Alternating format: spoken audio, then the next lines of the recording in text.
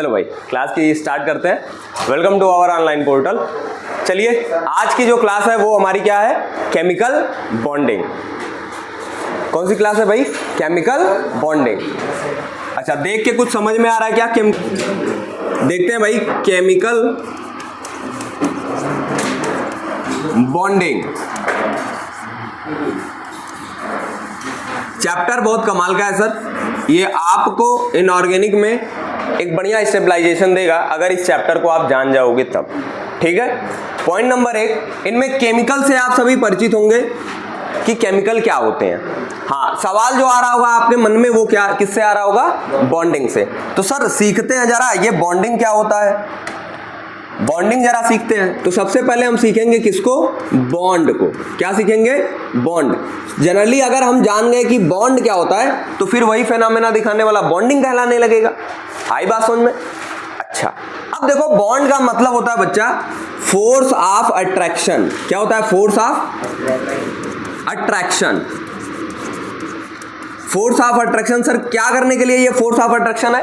कहते हैं अगर दो एटम है, उन दोनों एटम में पहले फोर्स ऑफ अट्रैक्शन अगर लगता है, सभी चीजों में लगता है, अगर वही फोर्स ऑफ अट्रैक्शन हम किसके हिसाब से पढ़े?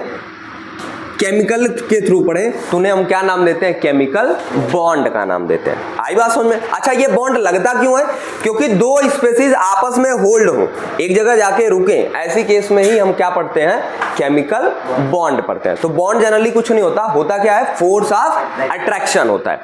अब इसका कमाल की चीज देखना, ये फोर्स ऑफ अट्रैक्शन होता क्यों है?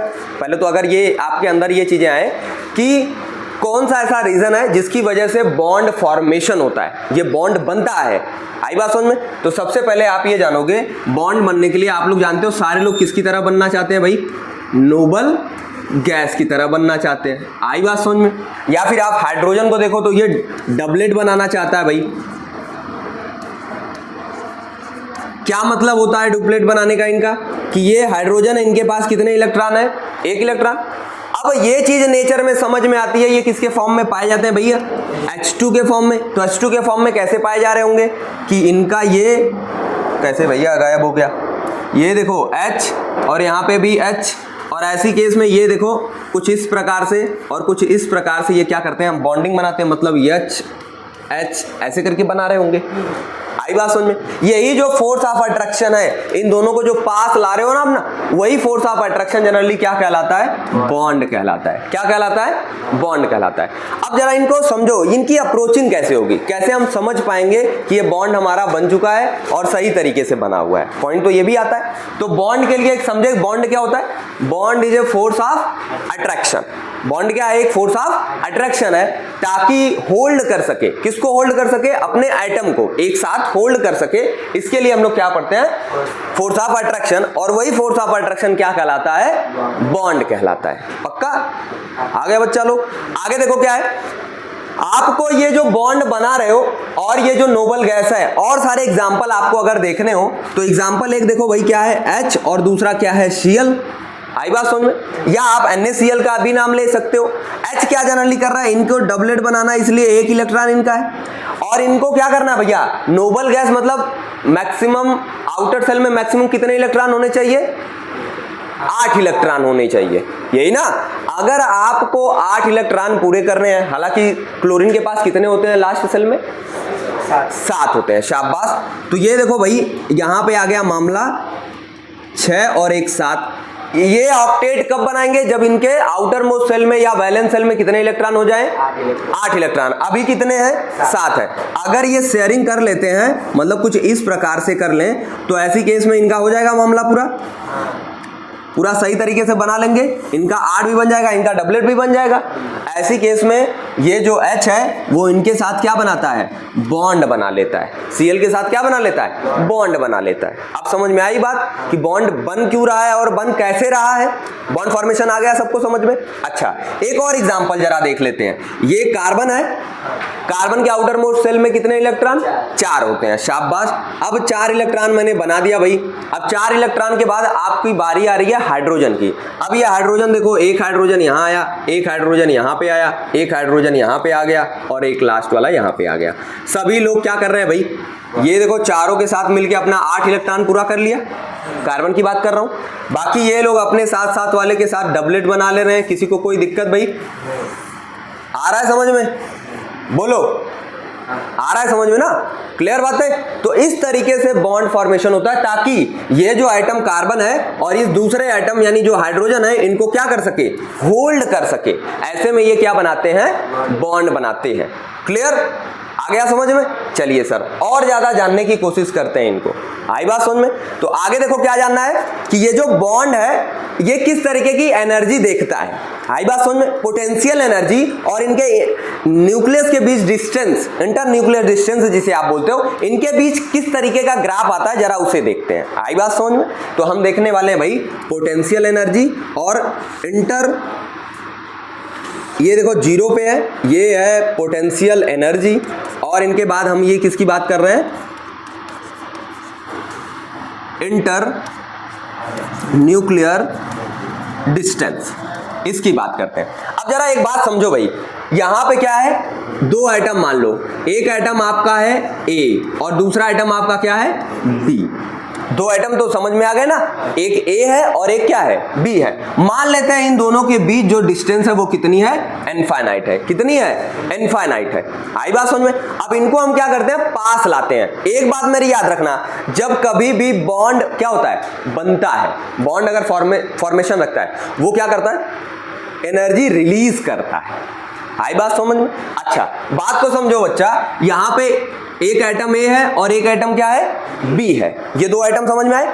जब ये दोनों आइटम आपस में पास आने लगे होंगे कुछ इस तरीके से, जब पास आएंगे तो ये देखो A और ये देखो B, ये आपस में पास आ रहे हैं, लेकिन ये किसकी वजह से पास आ रहे हैं, फोर्स ऑफ अट्रैक्शन की वजह से। किसकी वजह से पास आ रहे हैं, फोर्स ऑफ अट्रैक्शन। लेकिन आप ये भी तो समझो, एक पर्याप्त समय के बाद ये जाना एक दूसरे के पास क्या होने लगेंगे, बंद हो जाएंगे। क्यों बंद हो जाएंगे, क्योंकि जो आपका इलेक्ट्रॉन है इनका न्यूक्लियस ठीक है, फोर्स ऑफ अट्रैक्शन दिखा रहा है, ये आपस में पास आ रहे हैं। लेकिन एक समय तो आएगा जब इनका आउटर मोस्ट इलेक्ट्रॉन इनके आउटर मोस्ट इलेक्ट्रॉन से क्या करने लगेगा, रिपल्शन करने लगेगा। आई बात समझ में? पहले शुरुआती दौर में क्या है कि अगर आपका जो A है और B है इनफाइनाइट है, ऐसी केस में जो फोर्स ऑफ अट्रैक्शन है, फोर्स ऑफ अट्रैक्शन ये क्या है, ज्यादा है। क्या है भाई, ज्यादा। लेकिन फोर्स ऑफ रिपल्सन जो है वो क्या है, कम है।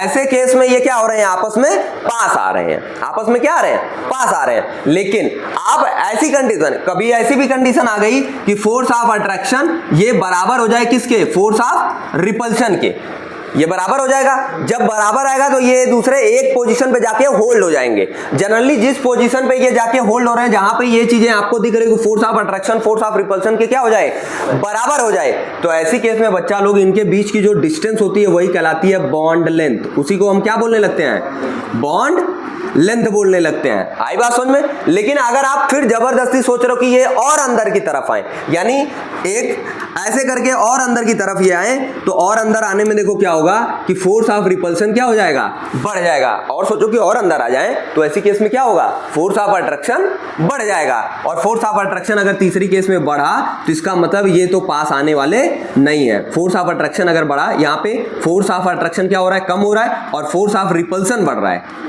ठीक है, किसकी बात कर रहे हो आप, फोर्स ऑफ रिपल्शन की। तो फोर्स ऑफ रिपल्शन अगर बढ़ जाएगा तो ये एक दूसरे के पास आने वाले नहीं है। आई बात समझ में? तो यहां पे आपको समझ में आया किस तरीके से फोर्स ऑफ अट्रैक्शन कब तक लग रहा है, कब बराबर हो जा रहा है, जहां पे हमें बॉन्ड लेंथ मिल रहा है, और फिर उसके बाद अंदर क्यों नहीं आता। ऐसा दिमाग में आना चाहिए कि मान लो आपका ऑक्सीजन बड़ा आइटम है, उससे बहुत छोटा आइटम क्या है, हाइड्रोजन, तो सर एकदम अंदर ही चला जाना चाहिए। तो ऐसा कुछ नहीं होता। क्यों? क्योंकि क्या, फोर्स ऑफ अट्रैक्शन और फोर्स ऑफ रिपल्शन, इन दोनों काम को ध्यान रखना पड़ता है।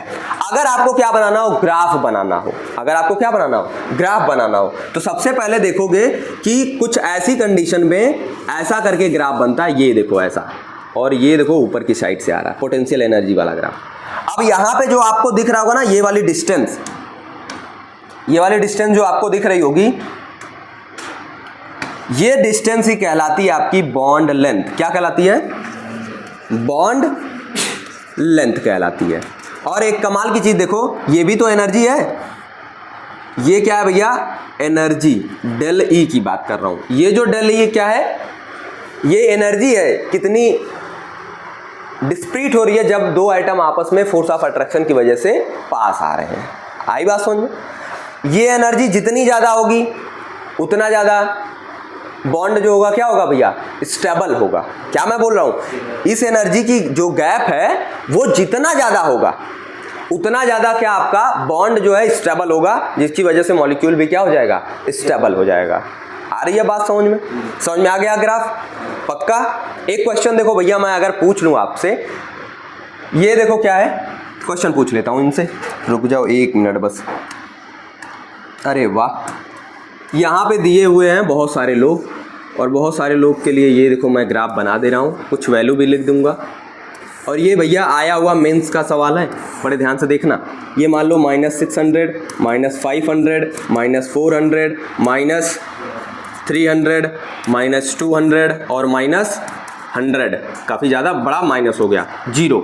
ऐसी केस में यहाँ पे आपको ये दिखाया गया ऐसा कुछ, और ये दिखाया गया कुछ इस प्रकार का। ये है ए, ये है AB, और उसके बाद एक आया हुआ है यहाँ पे AC, और एक आया हुआ है AD।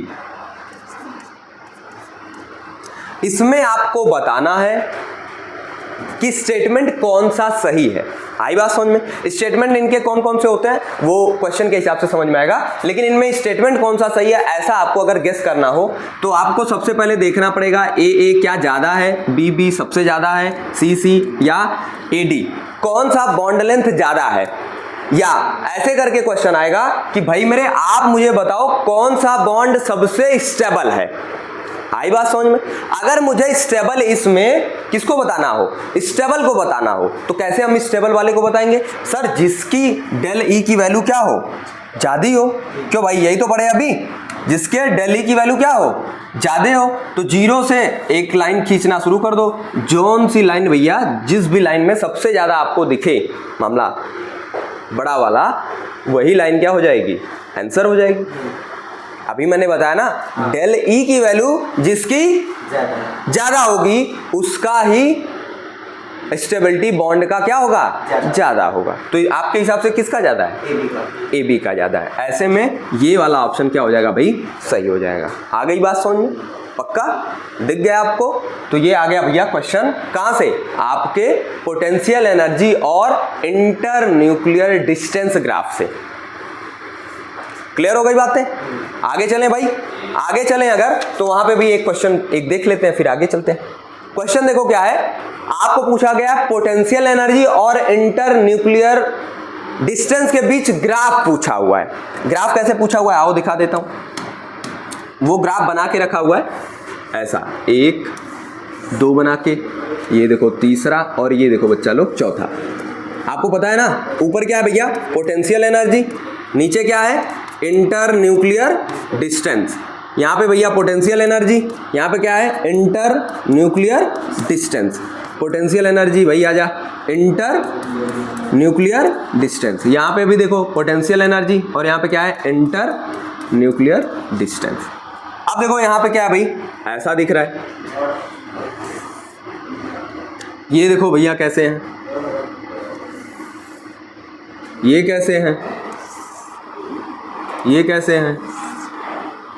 अब आपको बताना है इनमें कौन सा ग्राफ पोटेंशियल एनर्जी और इंटर न्यूक्लियर डिस्टेंस शो करता है ना। कौन सा शो कर रहा है भाई? हाँ, अभी आपने देखा कि जो ओवरऑल आपको ट्रेंड मिल रहा था किसका, पोटेंशियल एनर्जी वाला, उसमें आपने यही चीज तो नोटिस की होगी कि सबसे पहले एक कर्व जैसा ऐसे आ रहा था और उसके बाद ये ऊपर की साइड चला जा रहा था, यही ना, यही तो सीखे थे। इसकी तरह कौन सा लग रहा है, चौथे नंबर का ना, इसलिए ये ऑप्शन क्या हो जाएगा, सही हो जाएगा। आ गई बात समझ में? अरे वाह, अगर आ गया बात तो ये एक चीज तो यहां से आप सीख चुके हो। आई बात समझ में? बॉन्ड क्या होता है समझ में आ गया, बॉन्ड क्या होता है भाई, आ गया ना समझ में? बॉन्ड के बाद अगला ग्राफ किसका, पोटेंशियल एनर्जी और इंटर न्यूक्लियर डिस्टेंस का, ये भी आ गया। अब चलते हैं लुईस स्ट्रक्चर, डॉट स्ट्रक्चर जिसे आप बोलते हो, और लुईस रूल के बारे में सीखना है। यानी लुईस किसके हिसाब से चलेंगे भाई? ऑक्टेट, यही ना? आओ जरा उनको भी सीखते हैं। तो टॉपिक नेम क्या हो जाएगा भाई?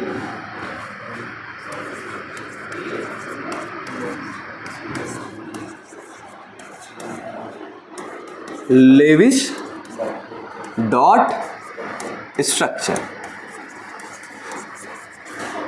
शाबाश। अब बच्चा लोग देखो हम लोग क्या करने वाले हैं यहाँ पे। हम सबसे पहले लुईस रूल को सीखेंगे और उसके बाद किसको सीखेंगे? लुईस डॉट स्ट्रक्चर को सीखेंगे। क्या है भैया लुईस रूल? ये आते हैं और ये बताते हैं। क्या बताएंगे भाई? जरा इनका देखो क्या बताने वाले। ये बताते हैं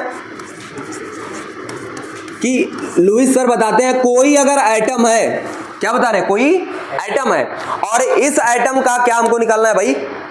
ऑक्टेट रूल के ऊपर ध्यान रखना है। आई बात समझ में? ये जो एटम है ये तभी स्टेबल माना जाएगा जब इनके ऑक्टेट क्या होंगे?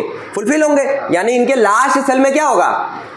नंबर ऑफ इलेक्ट्रॉन 8 होगा। अब ये नंबर ऑफ इलेक्ट्रॉन मुझे क्या करना है भैया? इनका ऑक्टेट पूरा करना है, यानी 8 करना है। और इसके लिए हमें क्या करना पड़ेगा? शेयरिंग ऑफ इलेक्ट्रॉन करना पड़े तो कर देना भैया। शेयरिंग ऑफ इलेक्ट्रॉन अगर करना पड़े तो कर देना भैया। अगर आपको गेन ऑफ इलेक्ट्रॉन करना पड़े तो कर लेना भैया। अगर आपको लूज ऑफ इलेक्ट्रॉन करना पड़े तो भी कर लेना। यानी ओवरऑल आपको क्या करना है? ऑक्टेट रूल फॉलो करना है। अरे भैया लॉस ऑफ इलेक्ट्रॉन, इतना समझ में आया कि नहीं बच्चा लोग? आ रहा है समझ में? क्या मैं बोल रहा हूं कि आपको लेविस या क्या बता रहे हैं? एटम होना चाहिए। अब ये जो एटम है इनका क्या होना चाहिए? ऑक्टेट फुलफिल होना चाहिए। यानी लास्ट सेल में कितने इलेक्ट्रॉन? 8 इलेक्ट्रॉन होने चाहिए। अब वो 8 इलेक्ट्रॉन के लिए आप इन तीनों में से कोई भी चीज कर सकते हो। चाहे आप शेयरिंग करके उन्हें दिलाओ या फिर गेन ऑफ इलेक्ट्रॉन करो या लॉस ऑफ इलेक्ट्रॉन करो। आ रही है बात समझ में? अब इनकी वजह से हम क्या सीखेंगे? ऑक्टेट रूल को सीखेंगे। ऑक्टेट रूल समझ में आया क्या होता है? पक्का पक्का। आओ भैया सीखते हैं हाउ टू ड्रॉ, अरे वाह, लेविस डॉट स्ट्रक्चर। किस तरीके से हम जानते हैं, फिर हम उसका देखेंगे क्या वो अपने ऑक्टेट को फुलफिल कर रहा है या नहीं कर रहा है। आ रही है बात समझ में? चलिए सर आइए चेक कर लेते हैं उनको भी। क्वेश्चन लिख लेते हैं, how to draw Lewis dot structure. How to draw Lewis dot structure. कैसे हम ये ड्रॉ करेंगे भाई? सबसे पहले देखो लुईस डॉट स्ट्रक्चर में आपको 2 वर्ड मिलेगा। एक मिलेगा सेंट्रल एटम, क्या मिलेगा? Central atom. और दूसरा आपको मिलेगा साइड एटम। दूसरा आपको क्या मिलेगा? साइड एटम, जिसे आप ऐसे या साइड एटम ही बोल लिया करो। सेंट्रल एटम के लिए हम लोग एक वर्ड इस्तेमाल करते हैं, दैट इज Ca। आई बात समझ में? सेंट्रल एटम क्या होगा और साइड एटम क्या होगा? सवाल नंबर तो एक यहीं से आता है। अगर हम किसको सीख जाएं? सेंट्रल एटम को, और किसको सीख जाएं? साइड एटम कौन सा है, तो हम अपनी बात रख सकते हैं। तो सबसे पहले अगर हमको आइडेंटिफाई करना पड़े कि सेंट्रल एटम क्या है, तो सेंट्रल एटम आइडेंटिफाई करने के लिए आपके पास 3 रूल हैं। पहला, साइज कैसा होना चाहिए भाई? यहां पे लिख दो, आइडेंटिफाई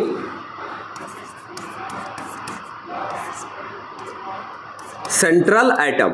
सबसे पहले आपको क्या आइडेंटिफाई करना पड़ेगा कि जो आपका एटम हो वो कैसा होना चाहिए? बड़ा होना चाहिए, लार्ज इन साइज या बिगर इन साइज। साइज में कैसा होना चाहिए? बड़ा होना चाहिए। दूसरा पॉइंट क्या आता है भाई कि साइज में बड़े हो गए, उनकी कोवैलेंसी ज्यादा होनी चाहिए। कोवैलेंसी मतलब समझ रहे हो? नंबर ऑफ बॉन्ड्स, वो नंबर ऑफ बॉन्ड फॉर्मेशन क्या करें? ज्यादा करें। ऐसे में उन्हें हम क्या कंसीडर करेंगे? अरे बोलो, सेंट्रल एटम करेंगे। शाबाश। और तीसरे नंबर पे भैया कभी कभी कंफ्यूजन सा आ जाता है। पहला क्या है? साइज। साइज कैसा होना चाहिए? लार्ज होनी चाहिए। दूसरे नंबर पे क्या आ रहा है बच्चा? दूसरे नंबर पे अभी क्या बताया? कोवैलेंसी। किसकी बात हो रही है? कोवैलेंसी की। कोवैलेंसी मतलब समझा दिया ना? नंबर ऑफ, हाँ, बॉन्ड फॉर्मेशन। बॉन्ड फॉर्मेशन भी लिख सकते हो। शाबाश। और तीसरे नंबर पे जैसे कभी कभी क्या होता है, यहां पे एक एग्जांपल देखो, H2SO4, ठीक है? H2SO4 में आप चेक करोगे कि भाई यहाँ पे कोवैलेंसी जो है वो S और O की कितनी है, किस तरीके की है, तो वहां पे आप चेक करोगे कि S जो है साइज में क्योंकि बड़ा है, साइज में क्या है, बड़ा है, इसलिए ये क्या बन जाएगा, सेंट्रल एटम बन जाएगा। लेकिन आप देखोगे जो साइज और कोवैलेंसी इन दोनों की क्या है भैया, बराबर कोवैलेंसी है, लेकिन आप प्रायोरिटी दोगे किसको, साइज को। कभी कभी क्या होता है, एक तीसरी चीज भी आती है कि उनकी इलेक्ट्रोनिगेटिविटी क्या होनी चाहिए, कम होनी चाहिए, उनकी इलेक्ट्रोनिगेटिविटी क्या हो, कम हो, तब वो क्या बनेंगे, सेंट्रल एटम बनेंगे। शाबाश। तो तीसरे नंबर पे क्या है, EN लिखता हूं ना इलेक्ट्रोनिगेटिविटी को, मैं EN से करता हूं भाई, आप वापस से एक बार लिख दे रहा हूं, इलेक्ट्रोनिगेटिविटी। आ गई बात समझ में बच्चा लोग, इलेक्ट्रोनिगेटिविटी इनकी क्या होनी चाहिए, कम होनी चाहिए, यानी लीस्ट होनी चाहिए। क्लियर हो गई बातें। अरे यार किसी एटम को आप देखोगे और उस एटम का कौन सा 3 पॉइंट नोट करोगे, पहला पॉइंट क्या होना चाहिए, साइज बड़ी होनी चाहिए, दूसरा पॉइंट कोवैलेंसी ज्यादा होनी चाहिए, नंबर ऑफ बॉन्ड्स क्या होने चाहिए, ज्यादा बनाने चाहिए, और तीसरे नंबर पे उनका इलेक्ट्रोनिगेटिविटी क्या हो, कम हो। ऐसे एटम को हम क्या नाम देंगे, ऐसे एटम का क्या नाम देंगे, सेंट्रल एटम नाम देंगे। आ गई बात समझ में।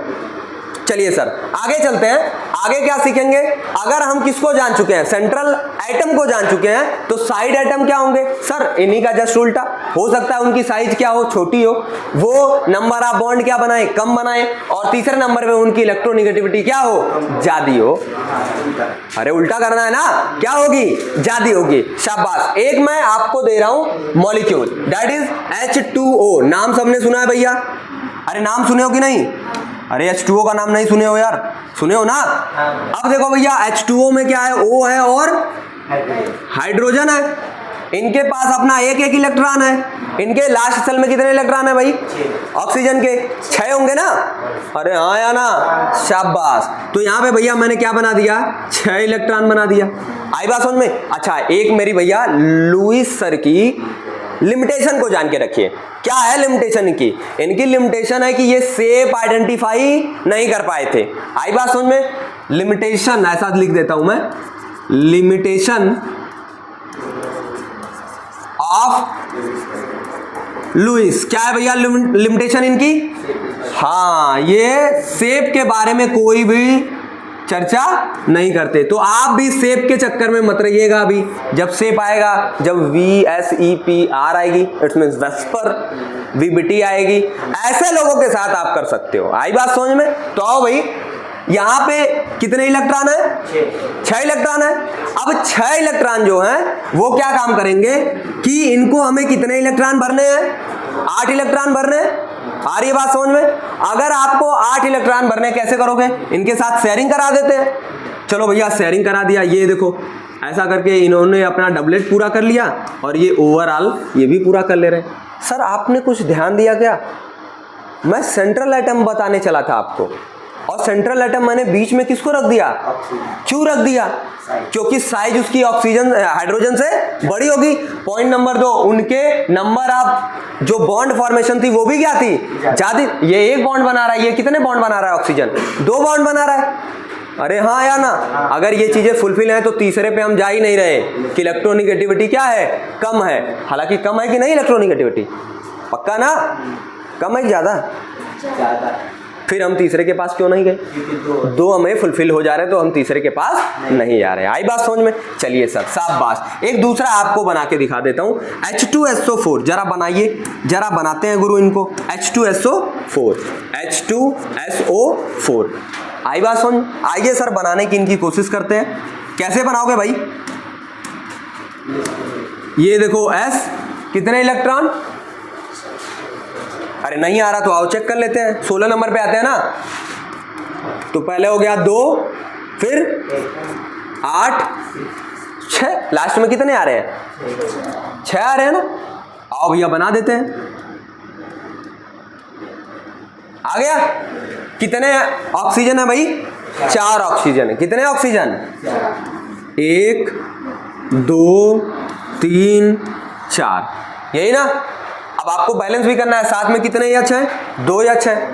अगर मैं कहूं कि 2 इनको बनवा दो और 2 ये वाले लोग बना ले, तो एक ही एक तो बचा, और ऐसी केस में एक ये ले लेगा और एक ये ले लेंगे, तो सर हाइड्रोजन कहाँ आएगा? भैया शेप के बारे में आप मत जाना, अभी सिखा रहा हूं, ठीक है? शेप हालांकि इन्होंने बताया भी नहीं था, आ रही है बात समझ में? शेप इन्होंने बताया भी नहीं था, तो उसके चक्कर में मत रहिएगा आप। यहां पे भैया क्या आएगा, एक हाइड्रोजन जोड़ दो और इनके भी साथ एक क्या कर दो, हाइड्रोजन जोड़ दो। देखो सबके ऑक्टेट पूरे हैं क्या? सबके ऑक्टेट पूरे हैं क्या? ये देखो, अरे बोलो, सबके पूरे हैं? सभी के पूरे होंगे पक्का पक्का, यानी ऑक्टेट रूल फॉलो हो रहा है। क्लियर हुई बातें? चलो अब है भैया rule to draw Lewis structure या लुईस डॉट स्ट्रक्चर। ये रूल के हिसाब से भी आप समझ रहे थे कि किस तरीके का रूल है।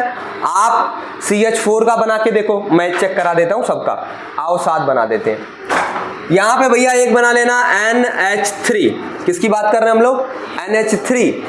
उसके बाद चर्चा होगी BF3, उसके बाद हम चर्चा करेंगे H2O की, तो कर ही चुके हैं, वापस से कर लेंगे जरा देख। और एक और बना लो BeCl2। आ रही है बात समझ में? यहां पे सेंट्रल एटम कौन बनेगा, N, यहां पे कौन बनेगा B, यहां पे कौन बनेगा ऑक्सीजन, यहां पे B।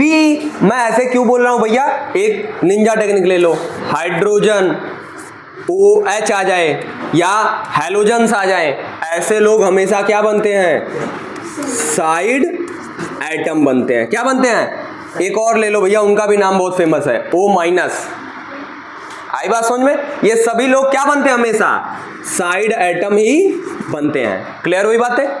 अच्छा सर, अब इतना जान गए हैं सर, तो लगे हाथ ये भी सीख लो कि कैसे लुईस डॉट स्ट्रक्चर इन सभी का बनाओगे। ये देखो नाइट्रोजन 7 नंबर पे आता है, आउटर मोस्ट शेल में कितने इलेक्ट्रॉन, 5, शाबाश। ये देखो भाई, ये हो गया। अब इनके साथ कितने हैं भैया, 3 हाइड्रोजन। ये देखो लगा दिया मैं, ये देखो लगा दिया, यहां पे लगा दिया, कोई दिक्कत किसी को नहीं। आगे BF3 की बात करो भैया, B कितने नंबर पे आता है, 5 नंबर पे। आउटर मोस्ट शेल में कितने इलेक्ट्रॉन, 3 आएंगे, शाबाश। यहां पे क्या आ गया भैया, 1 2 3, यफ आया हुआ है, इस हमारे वाले में यफ आएंगे ना। अरे यहाँ पे क्लोरीन आएगा, फ्लोरीन आएगा, ब्रोमीन आएगा, आयोडीन आएगा, हाइड्रोजन मतलब वही होता है ना, शाबाश। तो ऐसे केस में ये देखो F, ये देखो आ गए भैया F, और ये क्या आ गए F, बन रहा है ना आसानी से। आगे देखो क्या है, ये H2O, ये देखो कितने होते हैं, 6 होते हैं। लो भैया 6 बना दिया, एक H और एक H, दिख गए आपको। यहां पे क्या आया हुआ है, BE कितने नंबर पे है भैया, 4। आउटर मोस्ट शेल में कितने इलेक्ट्रॉन, 2। ऐसी केस में 2 Cl के साथ जुड़े हुए हैं, देखो Cl, और यहां पे भी आ रही है बात समझ में, पक्का बन जाएगा। अरे वाह, आओ जरा एक चीज और बना के दिखाओ, तो और बना के दिखा दो। और यहां पे आपको एक रूल मिलेगा, डेविल रूल। रूल नाम क्या है भैया रूल का, क्यों बोलता हूं इसको डेविल, आओ समझाता हूं मैं। अगर पहले रूल समझाऊं या ऑप्शन दो, पहले ऑप्शन, मतलब इसका एग्जांपल देता हूं। क्या है भैया, CO3 माइनस, क्या लिखा हुआ हूं, CO3 माइनस। इसका क्या बनाना है आपको, लुईस डॉट स्ट्रक्चर बनाना है। कैसे बनाओगे, पहले तो सेंट्रल एटम आइडेंटिफाई, कार्बन है, चलते हैं भैया कार्बन के पास। कितने इलेक्ट्रॉन, 4 इलेक्ट्रॉन है, बना दिया, किसी को दिक्कत कोई। ऑक्सीजन कितने हैं, 3 है, 3 ऑक्सीजन भी मान लो बना दे रहा हूं इधर उधर करके। ऑक्सीजन के पास पता है तुमको कितने होते हैं, 6 इलेक्ट्रॉन, यही ना। अरे वाह, इनके भी पास होगा भाई ना, इनको क्यों छोड़ दे रहे हो आप लोग। चलो अब मैं क्या बोल रहा हूं रूल में, कि अगर मॉलिक्यूल पे F, molecule contain negative charge और साथ में क्या कंटेन रखे, ऑक्सीजन एटम, क्या रखे, ऑक्सीजन एटम रखे, ऐसी केस में ऑक्सीजन निगेटिव चार्ज को क्या करेगा, खा जाएगा। मतलब क्या है, ये तो 2 बॉन्ड बनाए इधर से, ये क्या करेगा, 1 बॉन्ड यहां से बनाएगा, ठीक है, और एक बॉन्ड इनका यहां बनाएगा, ये भी एक माइनस आएगा और ये भी क्या आएगा, एक माइनस आएगा। ऑक्सीजन के ऊपर क्या आ रहा है, माइनस आ रहा है। आई बात समझ में? क्या मैं बोल रहा था, यदि अगर कोई मॉलिक्यूल के पास क्या हो, निगेटिव चार्ज हो और साथ में क्या हो, ऑक्सीजन एटम हो, तो ऐसी केस में ऑक्सीजन किसको खा जाएगा, निगेटिव को, यानी निगेटिव चला जाएगा। तो इस कंपाउंड का नाम देखो माइनस माइनस होगा। आई बात समझ में? तो यार 2 माइनस बोलते हैं इसको। आ रही है बात समझ? क्लियर हुआ मामला?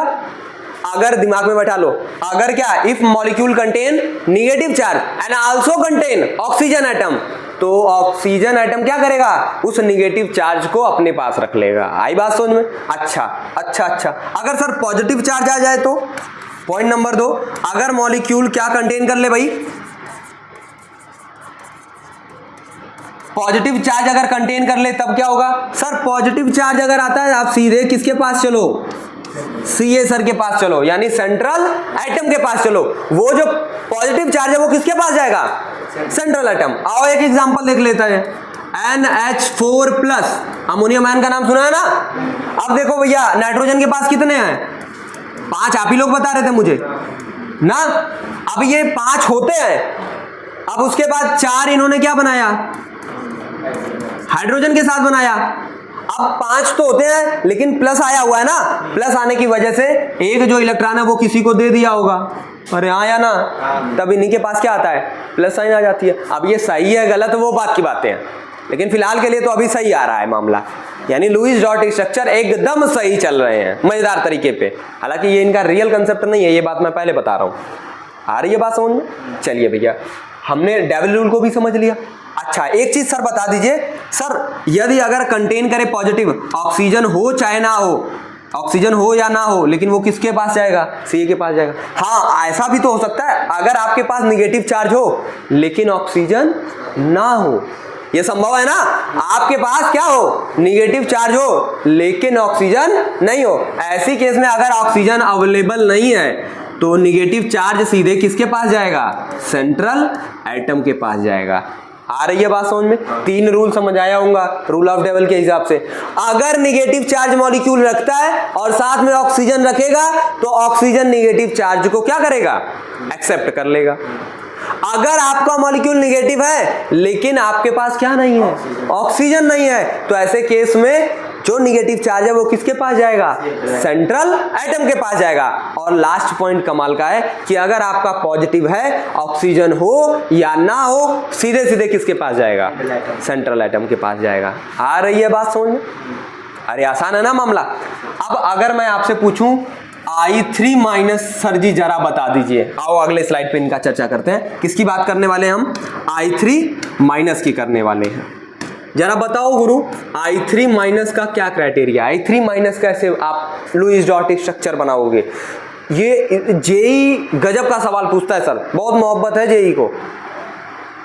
I3- से वो पक्का सवाल पूछेगा, आगे मैं आपको PYQ में दिखा दूंगा। आ रही है बात समझ में? आओ जरा देखते हैं। I3 के लिए मेरा एक ट्रेडमार्क यूज कर लो, I- और I2, बस काम आपका बन चुका होगा पक्का। आओ जरा देख लेते हैं। I कितने इलेक्ट्रॉन रखेगा भाई, 7 इलेक्ट्रॉन। किस फैमिली का ये, हैलोजन ना, 7 इलेक्ट्रॉन रखते हैं ना, तो ऐसे केस में ये भी 7 रखेगा। आओ दूसरे I को चेक कर लेते हैं, ये भी भैया कितना रखेगा, 7 ही रखेगा पक्का। और यहां पे भी I1 पकड़ो और ये भी कितना रखेगा, 7 ही रखेगा। आ रही है बात समझ में? सर स्ट्रक्चर कैसे बनाएंगे, सवाल नंबर 1, सर हम स्ट्रक्चर कैसे बनाएंगे, कैसे बनाओगे भाई स्ट्रक्चर, सोचो जरा सा। हमें लुईस डॉट स्ट्रक्चर को भी फॉलो करना है और अपना ये भी काम हो जाए। अरे बोलो चच्चा लोग, I3- कैसे बनाओगे,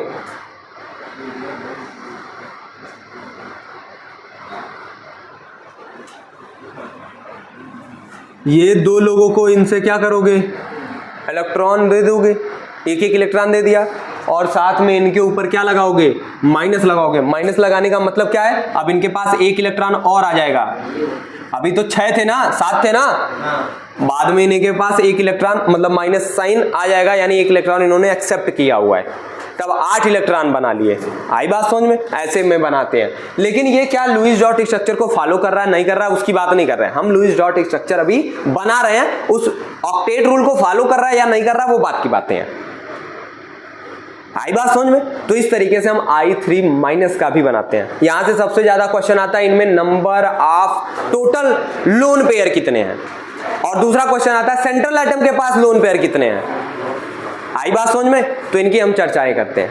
चलो भाई इतना अगर आ गया तो एक प्लस वाला आपको नहीं बताया। अगर आपको मैं बोलूं ClO2 प्लस, ऐसा इनका आपको स्ट्रक्चर बनाना है। कैसे बनाओगे? आपको मैंने बताया साइज बड़ी होनी चाहिए, कर दिया सर। सेंट्रल एटम कितने होते हैं भाई? 7 होते हैं, कर दिया सर। ऑक्सीजन ला रहे हो, लो भैया 2 ऑक्सीजन ले लिया, ये देखो ये देखो सर। प्लस साइन कहाँ जाती है? Central atom. और प्लस साइन आएगी तो एक इलेक्ट्रॉन इनका गायब होगा तभी तो आएगी, उसी इलेक्ट्रॉन के ऊपर मैंने प्लस बना दिया। आई बात समझ में, क्लियर हो गया मामला। अब भाई सबका लुईस डॉट स्ट्रक्चर बन जाएगा कि नहीं? बन जाएगा पक्का पक्का। किसी को कोई दिक्कत नहीं है तो आओ एक्सेप्शन भी सीख लेते हैं इनके, या लिमिटेशन। ये क्यों होता है ये मैं बताऊंगा। आई बात समझ में। पहले हम सीखते हैं लिमिटेशन कौन कौन सी हैं। इनमें सबसे पहला जो आपको पढ़ने को मिलता है हाइपोवैलेंट कंपाउंड। हाइपोवैलेंट का मतलब क्या होता है? हाइपो मतलब कम, और वैलेंट मतलब ऑक्टेट से कम ही लोग रहेंगे। पक्का पक्का। यानी इनमें 8 इलेक्ट्रॉन होना चाहिए था तो क्या बनता? ऑक्टेट बनता। उससे ये क्या होंगे? कम ही होंगे। पक्का। उससे क्या होंगे? कम ही होंगे। सर एग्जांपल आप बता दीजिए। देखो बच्चा आ जाओ एग्जांपल देख लेते हैं। BX3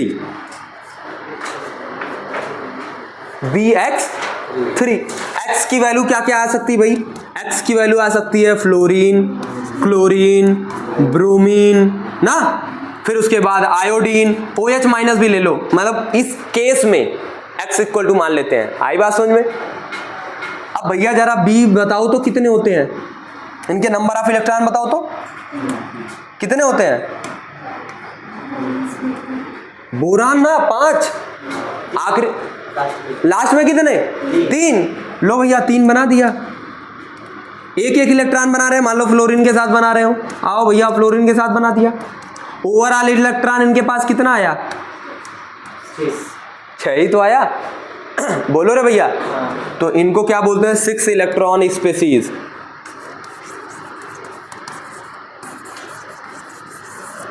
आठ से तो कम है। पक्का दिख गया आपको? 4 इलेक्ट्रॉन वाले लोगों को भी देख लो भैया। BeX2, BeCl2 अभी एक एग्जांपल कराया था, आओ जरा उनको देख लेते हैं। Be 2 इलेक्ट्रॉन, ये देखो Cl और ये देखो Cl। ऐसी केस में इनके पास कितने इलेक्ट्रॉन आएंगे?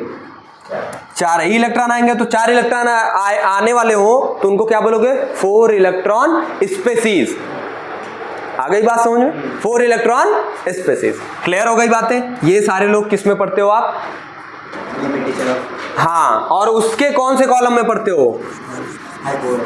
हाइपोवैलेंट। अगर हाइपो आया तो हाइपर भी आएगा। आ रही है बात समझ में? चलो भाई हाइपर को भी सीख लेते हैं। पॉइंट नंबर 2,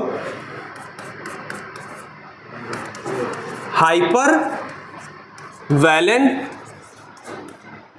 कंपाउंड क्या है भैया? मतलब हाइपर मतलब क्या होता है? ज्यादा, और वैलेंट मतलब तो समझ ही रहे हो, ज्यादा का मतलब होना कितना चाहिए? 8। लेकिन 8 ऑक्टेट ना होके क्या होता है? ज्यादा हो जाएगा, मतलब 8 से मैक्सिमम अमाउंट रखेगा, यही ना। अब वो भैया 10 भी रख सकता है, 12 भी रख सकता है। आई बात समझ में? जरा देखते हैं। एक आता है नाम PCl5 का, बहुत प्रचलित है ये PCl5 ना। फास्फोरस के आखिरी सेल में कितने इलेक्ट्रॉन? Group 5 electron. शाबाश, एकदम अच्छा। ये 5 इलेक्ट्रॉन बच्चा लोग मैंने बना दिया। आ रही है बात समझ में? आगे Cl जो है भैया आ जाए पांच Cl लेके आया हुआ है। और ये भाई ये देखो Cl Cl Cl Cl और Cl, ये कितने इलेक्ट्रॉन लेके आएगा भाई? 5 थे और 5 शेयरिंग के आ गए, टोटल कितने आ गए? 10 इलेक्ट्रॉन। ये देखिए भैया SF6 सल्फर के लास्ट सेल में 6 इलेक्ट्रॉन, शाबाश। और 6 के 6 क्या बन गए? Fluorine fluorine fluorine. ये देखो एकदम फ्लोरीन का पूरा खानदान आ गया क्या रे? आ रही है बात समझ में? कितने इलेक्ट्रॉन आएंगे सल्फर के पास? 12 आ जाएंगे। तो ऐसे में इन्हें क्या बोलोगे? 10 इलेक्ट्रॉन स्पेसीज, और इनको क्या बोलोगे? 12 इलेक्ट्रॉन स्पेसीज। आ रही है बात समझ में? क्लियर हुआ मामला? अरे भैया समझाना क्या था कि इनके ऐसे आपको कंपाउंड्स बनाने थे जिनका ज्यादा वायलेंट हो ना, हाइपर वायलेंट हो। तो ये कितने पे आ गया? 10। और वो कितने पे आ गया? 12 नंबर। और भाई ये तो आप 8 पे बता रहे थे ना स्टेबल होता है ये वो। ये लोग भी स्टेबल हैं, ये लोग भी नेचर में पाए जाते हैं। ये सभी लिमिटेशंस हैं किसकी? लेविस की। और इन्हें हम जब सीखेंगे कि ये आते कैसे हैं, उनके लिए हम लोग पढ़ते हैं एक्साइटेशन थियरी, मिलेगा आपको आगे। आई बात समझ में? तीसरा वाला चलते हैं, जिसको बोलते हैं odd electron species. Odd electron species, ये भैया तीसरे नंबर पे हैं। Odd electron species, odd number क्या होता है भाई? 1 3 5 है ना। अच्छा, पहला मैं आपको एक एग्जांपल दे रहा हूं, NO ना। नाइट्रोजन पे क्या आता है भैया? यही ना। ये देखो 2 के साथ तो ये बना लिए क्या? अभी कितने लोग बच गए? 3। अगर एक LP मान लेते हैं तो एक तो बचा रहेगा, और ऐसी केस में ये क्या हो जाएगा? Odd electron. दिख रहा है ना नंबर ऑफ इलेक्ट्रॉन कितने रेस्ट हैं? 3 ही है ना। ओवरऑल अगर चेक करोगे तब भी कितना आएगा? टोटल अगर चेक करना चाहो तो टोटल कितना आएगा? 7। अरे 2 इनका भी तो ऐड होता है। ये देखो 4 और यहाँ पे 3। आ गई बात समझ में? सही बताओ। तो ऐसे में हम इन्हें क्या बोलने लगते हैं? Odd electron species. पक्का? चलो भाई आगे हम और सीखेंगे कि और कौन कौन से लोग आ सकते हैं या आते हैं। कोई अपने दिमाग से आप सोच के बताओ ऑड इलेक्ट्रॉन स्पेसीज। बोलो भाई। Odd electron species ClO2 check करके देखो। ClO2 चेक कर देते हैं भैया। Cl क्या होगा? 7। ये देखो इनके साथ O2 बना रहा है, O यहां और O यहां। आप चेक करके देखो, एक इलेक्ट्रॉन बचा है ना रेस्ट। ऐसी केस में ये क्या हो जाएगा? Odd electron species. सारे लोग अगर बॉन्ड बना रहे हैं, 2-2 इलेक्ट्रॉन की पेयरिंग हो जा रही है, ऐसे केस में अगर सिंगल इलेक्ट्रॉन बचेगा हम उसी से डिटेक्ट कर लेंगे कि वो क्या है? ऑड इलेक्ट्रॉन स्पेसीज है। पक्का? 1 2 4 आप करके आइएगा, मैं आपको लिख दे रहा हूं। पॉइंट नंबर 1 में क्या लिख सकते हो आप? लिखो ClO3 NO2 ऐसे करके लिख लो। ClO3, अरे भाई ClO3 लिखना है मुझे।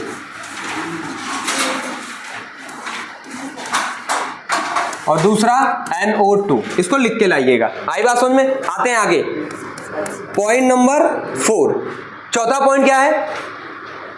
Noble gas compound. Noble gas compound. अच्छा एक बात मुझे बताओ, क्या नोबल गैस कंपाउंड बना सकती है? क्या नोबल गैस कंपाउंड बना सकती है? बताइए सर। नहीं बना सकती। आओ बनवा देते हैं, आओ बनवा देते हैं। आपकी इच्छा तुरंत पूरी कर देता हूं मैं। XeO3 नहीं हो सबर तो और कर लो। XeF2 नहीं सबर हो तो और कर लो। XeF4 अरे अब तो आ ही गया होगा। Xe मतलब नोबल गैस वाली फैमिली से नंबर ऑफ इलेक्ट्रॉन 8 होंगे, यही ना। लास्ट सेल में कितने इलेक्ट्रॉन? 8। अरे भैया ये तो पहले से ही थे, इनको करने की क्या जरूरत आ गई थी? क्या जरूरत आ गई थी? कहाँ गए भाई? हो गए 2 2 4 2 6 और 2 8। ये देखो भैया ऑक्सीजन, ये देखो ऑक्सीजन, ये देखो ऑक्सीजन। आपके जन्म में एक दिमाग में आना चाहिए सर ये तो हाइपर वैलेंट बना रहे हैं। सर बिल्कुल हाइपर वैलेंट है, लेकिन देखो तो ये पहले से ही इनका ऑक्टेट पूरा था, इसीलिए हम इन्हें क्या कहते हैं, नोबल गैस कंपाउंड कहते हैं। आप इन लोगों का भी एग्जांपल देखोगे तभी ये XI के साथ बनाए हुए हैं। ऐसे केस में लास्ट सेल में 8 इलेक्ट्रॉन है तो नोबल गैस कंपाउंड कहलाने लगेंगे। क्लियर हो गई बात है? सबको क्लियर हो गया? पक्का? चलते हैं आगे। आगे चलने का मतलब है सवाल आएगा ना, कई सारे सवाल आएंगे, लेकिन उन सवालों को थोड़ा साइड रखते हैं और एक अच्छी चीज सीखते हैं। और वो जो अच्छी चीज है वो क्या है भाई? आओ, हमको ये डिटेक्ट करना है ये लोन पेयर क्या होता है और ये बॉन्ड पेयर क्या होता है। कैसे हम सीख पाते हैं, कैसे जान पाते हैं, क्योंकि आगे की जो कहानी होगी वो लोन पेयर और बॉन्ड पेयर के हिसाब से चलेगी। हम ये तो एकदम बिल्कुल बेसिक है, ठीक है। आओ जरा सीखते हैं। सीखने का मतलब है कि आप एक एग्जांपल ले लो NH3। किसका एग्जांपल ले रहे हो? NH3 फॉर अमोनिया, यही ना। अब इनका जरा स्ट्रक्चर लुईस डॉट स्ट्रक्चर बना दो बच्चा लोग, तो ये 5 इलेक्ट्रॉन आएगा और इनके साथ एक H यहाँ जुड़ गया, एक H यहाँ जुड़ गया और एक H यहाँ पे जुड़ गया। पक्का पक्का। अंदर की स्टोरी आके सीखते हैं, जरा जानने की कोशिश करते हैं। ये देखो बच्चा लोग, इनका होगा न्यूक्लियस और न्यूक्लियस के चारों तरफ क्या होगी? इनकी सेल होगी। अब सेल में इनका जो लास्ट, पहले में 2 इलेक्ट्रॉन, दूसरे में 5 इलेक्ट्रॉन, तभी तो आया होगा साथ। अब ऐसे में जो लास्ट सेल इनकी बन गई, ये वाली बन गई। अब लास्ट सेल को आप क्या नाम देते हो बच्चा लोग? हाँ, वैलेंस सेल। पक्का? वैलेंस सेल देते हो। अब इस वैलेंस सेल के इलेक्ट्रॉन को आप क्या नाम देते हो? वैलेंस इलेक्ट्रॉन का नाम देते हो। पक्का? अब यही जो वैलेंस इलेक्ट्रॉन है ये 2 टाइप्स के होते हैं। ये क्या होते हैं? 2 टाइप्स के होते हैं। एक होता है बॉन्डिंग इलेक्ट्रॉन पेयर। क्या होता है? Bonding electron pair. और एक क्या होता है? Non bonding electron pair. Non bonding electron pair. आ गई बात समझ में? एक क्या होता है? Bonding electron pair. बॉन्डिंग मतलब जो ये बॉन्ड बनाने में पार्टिसिपेट कर रहे हैं, तो 2-2 आ रहे हैं ना, पेयरिंग हो रही है ना इनकी, तो ऐसे में हम इन्हें क्या कहेंगे? Bonding electron pair. लेकिन ऐसा भी कोई पेयर है जो बॉन्ड नहीं बना रहा, और जो बॉन्ड नहीं बनाता उसी को हम प्यार से क्या बोलते हैं भैया? Lone pair. इसी को क्या बोलते हैं? Lone pair. समझ में आ गया बच्चा? आ गया? क्या मैं बोल रहा हूं कि ऐसा कोई क्या पेयर ऑफ इलेक्ट्रॉन जो पार्टिसिपेट ना करे, किसमें ना पार्टिसिपेट करे? बॉन्ड बनाने में। ऐसे में उन्हें क्या बोलते हैं? Non bonding electron pair. Sir इतना बड़ा नहीं बोलने वाला मैं, क्या बोलूंगा आपसे? Lone pair. आ गई बात समझ में? इसी लोन पेयर की मदद से आप सीखने चलोगे। अभी तक तो जितनी स्टोरी कोवैलेंट बॉन्ड की सीख रहे थे ना, अगर आपको बताया नहीं हालांकि, लेकिन आप धीरे धीरे शेयरिंग ऑफ इलेक्ट्रॉन के बारे में ही सीख रहे थे। आ रही है बात समझ में? तो लोन पेयर के भी मामले आते हैं। आई बात समझ में? पुरानी वाली स्लाइड में अगर मैं चलूंगा तो आप पीछे देखे होगे सर गेन ऑफ इलेक्ट्रॉन और लॉस ऑफ इलेक्ट्रॉन भी आपने लिखा था ना, उसके एग्जांपल जरा बता दीजिए। तो आओ बच्चा, Na और दूसरा ले लेना Cl। Na कितने नंबर पे है? 11। और ये कितने पे है? ये बनाएंगे 1, या छोड़ो, पहले में 2 इलेक्ट्रॉन, दूसरे में 8 और तीसरे में 1। आपको पता है सारे लोग किसकी तरह बनना चाह रहे हैं? नोबल गैस की तरह। ऐसी केस में ये नोबल गैस की तरह बनना चाहेगा तो क्या बन जाएगा? Na+। क्यों? क्योंकि 1 इलेक्ट्रॉन तो इनको बाहर निकालना पड़ेगा ना, और जिससे इलेक्ट्रॉन बाहर निकलता है उसके ऊपर चार्ज कौन सा आता है? पॉजिटिव आ जाता है। इसीलिए मैंने क्या लिखा बच्चा लोग? Na+ लिखा। अब Cl- के लिए लिखोगे तो 2, 8, 7, और ये 7 लोगों को बाहर निकालना तो संभव नहीं है, लेकिन हाँ 1 इलेक्ट्रॉन को ले लोगे तो मामला आपका सही हो जाएगा। ऐसी केस में बच्चा लोग ये क्या करता है? Cl- बनाता है। क्यों माइनस मैं बोल रहा हूं? माइनस इसलिए बोल रहा हूं क्योंकि ये 1 इलेक्ट्रॉन को क्या कर रहा है? एक्सेप्ट कर रहा है। आई बात समझ में? ऐसे में ये Na+ और ये क्या बना रहे हैं? Na-। ये देखो भैया अट्रैक्शन आएगा, कुछ आ गया। और अगर फोर्स ऑफ अट्रैक्शन देखने को मिला तो बॉन्ड बन गया ना? अरे हाँ या ना? पक्का। तो ऐसे में ये क्या कर रहे हैं? गेन ऑफ इलेक्ट्रॉन है। गेन ऑफ इलेक्ट्रॉन, ये क्या है? लॉस ऑफ इलेक्ट्रॉन हो रहा है इनका, यही ना? अरे भैया यहां पे ट्रांसफर ऑफ इलेक्ट्रॉन बोल दो ना। पहला क्या सीखे थे? Sharing of electron. यहां पे क्या है? ट्रांसफर ऑफ इलेक्ट्रॉन है। यानी कि अगर आपको केमिकल बॉन्ड पढ़ना है, केमिकल बॉन्ड अगर पढ़ना है तो देखो भैया दो चीज तो आज हम सीख चुके। पहला शेयरिंग ऑफ इलेक्ट्रॉन से हो सकता है, क्या इससे? शेयरिंग ऑफ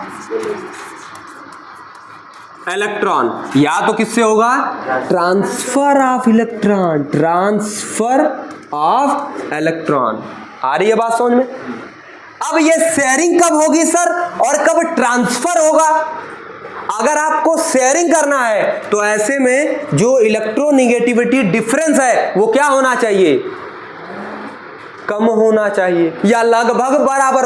अरे यार इलेक्ट्रोनिगेटिविटी ऑफ ए लगभग बराबर किसके हो जाए? Electronegativity of atom B. ये दोनों आप लगभग बराबर होनी चाहिए, या बराबर हो जाए तो उससे संभवतः बात बन जाएगी। ऐसी केस में ये क्या बनाते हैं? शेयरिंग ऑफ इलेक्ट्रॉन बनाते हैं। आई बात समझ में? सर कब ट्रांसफर ऑफ इलेक्ट्रॉन होगा? सर जब उनके इलेक्ट्रोनिगेटिविटी में क्या आएगा? डिफरेंस ज्यादा आएगा। आई बात समझ में? डिफरेंस अगर आने लगेगा तब वो क्या करेगा?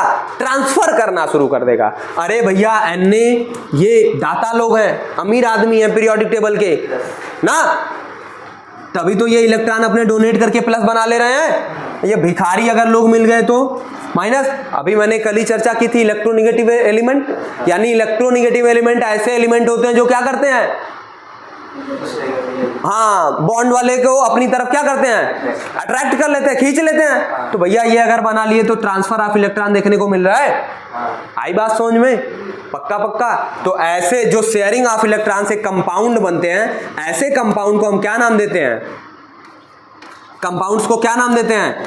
Covalent compound. कंपाउंड की बात कर रहा हूं बच्चा, किसकी बात हो रही है? कंपाउंड की। तो ऐसे में कोवैलेंट कंपाउंड। और ये जो ट्रांसफर ऑफ इलेक्ट्रॉन होता है इसका कंपाउंड क्या कहलाएगा? शाबाश, इन्हें कहते हैं आयनिक कंपाउंड। अगर अब कोई पूछ ले आपसे कि सर कोवैलेंट कंपाउंड में कैसी बॉन्डिंग होती है, बॉन्ड कैसे होते हैं, कैसे बॉन्ड होंगे भैया? कोवैलेंट कंपाउंड कोवैलेंट बॉन्ड करेगा, आयनिक कंपाउंड आयनिक बॉन्ड करेगा। आई बात समझ में? इनमें फोर्स ऑफ अट्रैक्शन कैसा? कोवैलेंट जैसा। यहाँ पे फोर्स ऑफ अट्रैक्शन कैसा? इलेक्ट्रोस्टैटिक से जैसा। अरे हाँ या ना? क्लियर हो गई बातें? तो भाई यहां तक आप समझ चुके हो, लेकिन इसी में एक तीसरा बॉन्ड भी आता है, नाम आपको समझ में आ गया होगा, कोऑर्डिनेट बॉन्ड, और उनकी चर्चा हम करेंगे कल। आज के लिए बस इतना ही। Thank you class. चलिए।